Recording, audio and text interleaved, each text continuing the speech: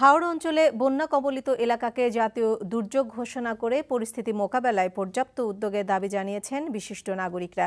সেই সাথে ওই অঞ্চলের কৃষকদের কৃষি ঋণ মওকুফ করে পর্যাপ্ত ত্রাণ সরবরাহের দাবি জানানো হয়েছে। জাতীয় প্রেস ক্লাবে হাওড়ে মহাবিপর্যয়ে উদ্বিগ্ন নাগরিকবৃন্দের সংবাদ সম্মেলনে তারা এসব কথা বলেন। রিপোর্ট করছেন প্রমথেশ শীল। গত ২৯শে মার্চ থেকে দেশের উত্তর পূর্বাঞ্চলে ৭টি জেলায় শুরু হয়েছে আগাম বন্যা। গণমাধ্যমের খবর অনুযায়ী ধানসহ অন্যান্য ফসল বন্যায় তলিয়ে যাওয়ায় এ পর্যন্ত ক্ষতির পরিমাণ প্রায় ৫,০০০ কোটি টাকা। আর বিষাক্ত রাসায়নিক বিষক্রিয়ায় পানি দূষণের ফলে নষ্ট হয়ে গেছে প্রায় ২,০০০ মেট্রিক টন মাছ। জাতীয় প্রেস ক্লাবে হাওড়ে মহাবিপর্যয়ে উদ্বিগ্ন নাগরিকবৃন্দের সংবাদ সম্মেলনে জানানো হয়, ক্ষতির তুলনায় সরকার ঘোষিত ত্রাণের পরিমাণ খুবই অপ্রতুল। সেই সাথে কৃষি ঋণ মওকুফের দাবি জানান বিশিষ্ট নাগরিকরা।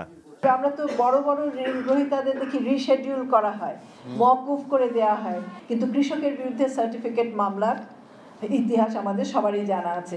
তো সেই বিষয়গুলির পরিবর্তন আমরা দেখতে চাই এবং সত্যিকার অর্থে এই মানুষগুলি যাতে এই দুর্ভোগের কারণে আরো বেশি করে দুর্ভোগগ্রস্ত না হয়। ২৪ লক্ষ পরিবার ক্ষতিগ্রস্ত হয়েছে। এটাও যদি জাতীয় দুর্যোগ না হয় তাহলে জাতীয় দুর্যোগ শব্দটাই অর্থহীন মনে হবে। দুর্যোগ তখনই বলা যায় যখন ধনী দরিদ্র সব মানুষ এফেক্টেড হয়। এখানে সেটাই হয়েছে। বর্তমান পরিস্থিতি মোকাবেলার পাশাপাশি বন্যা পরবর্তী দুর্যোগ ব্যবস্থাপনায় আগাম কর্মপরিকল্পনা নেওয়ার দাবিও জানান তারা। তাৎক্ষণিকভাবে একটা সাহায্য সহযোগিতার দরকার আছে এবং তারপরে একটা দীর্ঘমেয়াদী পরিকল্পনা।